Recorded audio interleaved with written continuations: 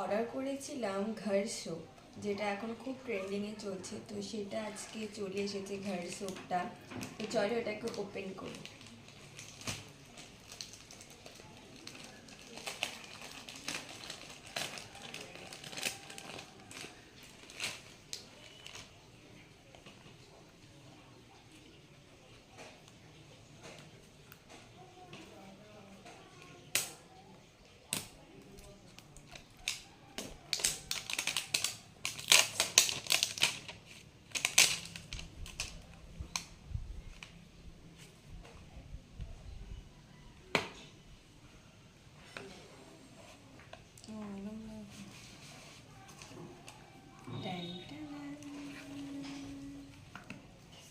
এই যে ঘর সোপ,